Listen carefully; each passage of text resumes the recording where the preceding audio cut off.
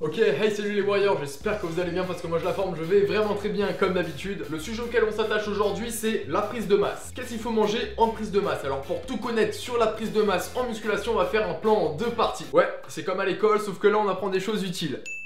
Après avoir évoqué les principes de base de la prise de masse, on va apprendre à se faire un plan alimentaire personnalisé et optimisé en 5 minutes. En gros, on va faire une première partie théorique et une deuxième partie pratique. Je vous le dis les warriors, après cette vidéo, vous allez devenir monstrueux à la salle. La première grande partie, les principes théoriques de la prise de masse. On va diviser cette grande partie en deux plus petites parties. La première, ce sera pour calculer votre dépense énergétique, autrement dit, combien de calories vous avez besoin pour la prise de masse. Et ensuite, on verra les objectifs théoriques à atteindre pour une prise de masse réussie. Donc le A, les besoins caloriques. Là, on va calculer quelle quantité de nourriture vous avez besoin dans votre journée. Donc la formule s'affiche à l'écran à la fois pour les hommes et pour les femmes. Vous avez toute une fiche récapitulative qui se trouve aussi en description. Par exemple, moi je fais 75 kg pour 1m78 et j'ai 18 ans. Ça fait que pour le calcul, ça donne 66,5 plus 13,75 fois 75, donc mon poids en kilos, plus 5 fois 178, ma taille en centimètres, moins 6,77 fois 18, mon âge, ça fait 1866. Ça c'est le métabolisme de base, c'est-à-dire ce que je dépense dans ma journée si je ne fais rien et je reste allongé dans mon lit à dormir. Sauf qu'en vrai, on n'est pas inactif dans la vie, sinon c'est que t'as une vie de merde. Et nous on est des warriors, on est actifs, et si t'es actif, c'est que tu dépenses plus de calories que ton métabolisme de base. Et là vous allez me dire, oh, mais je fais comment là pour savoir ce que je dépense vraiment? Et c'est là que j'interviens. Si t'es une personne qui ne fait pas d'activité sportive particulière et qui ne bouge pas trop dans ta journée, tu multiplies ton métabolisme de base par 1,2. Si tu es quelqu'un qui travaille majoritairement assis, qui ne bouge pas trop dans ta journée, mais que tu fais du sport au moins 3 fois par semaine,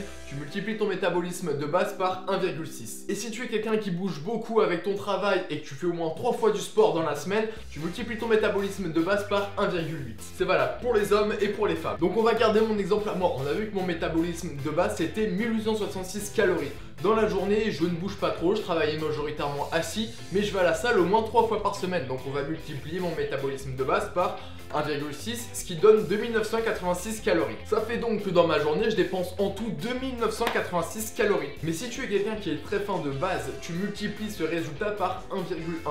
Au contraire, si tu es quelqu'un qui prend du gras très facilement et que tu as tendance à être gras de base, tu multiplies ce résultat par 0,9. Moi, je suis ni gras ni fin de base, donc je ne le fais pas. Mais vous n'êtes pas obligé d'être gras ou fin de base, donc ça ne s'applique pas à tout le monde. Donc le principe théorique de base, c'est de manger plus que sa dépense énergétique totale en prise de masse. Pour commencer la prise de masse, il faut manger 10% de plus que le calcul qu'on vient de faire. Comme on l'a vu, ma dépense énergétique totale à moi, c'est 2986 calories. Il faut donc que je mange 10% de plus.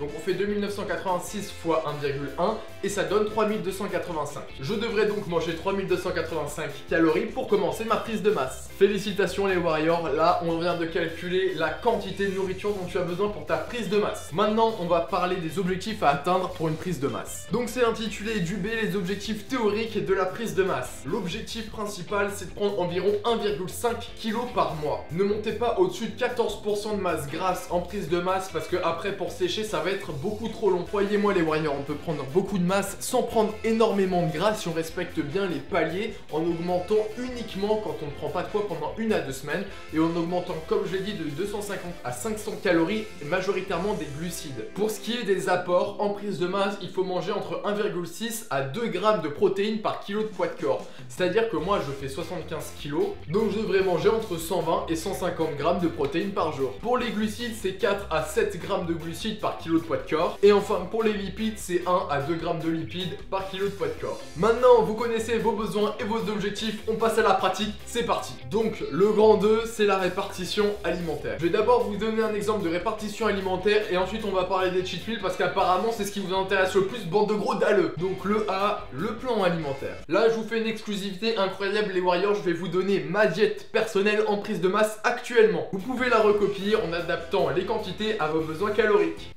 Comment calculer vos apports caloriques?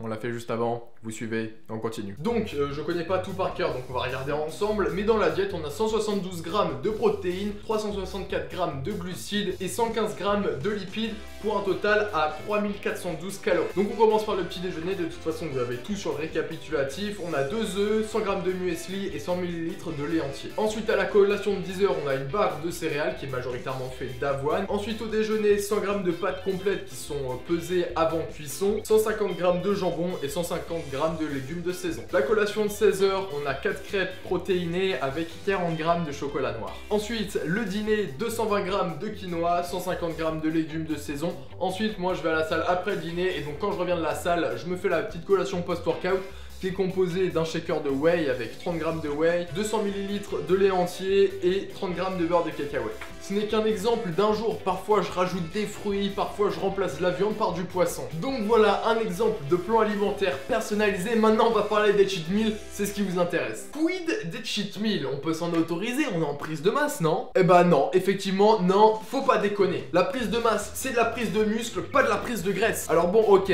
1 ou 2 repas plaisir par semaine, mais pas plus. Pour conclure, maintenant que tu connais tes besoins, tes objectifs et que tu as un plan personnalisé rien que pour toi, tu sais absolument tout ce qu'il faut savoir sur la prise de masse. Tu peux me lâcher un like de Warrior sur la vidéo. Dites-moi en commentaire quel sujet de musculation vous voudriez que je traite en 5 minutes. Et moi sur ce je vous laisse hashtag on est des Warriors, hashtag on va envahir le YouTube game.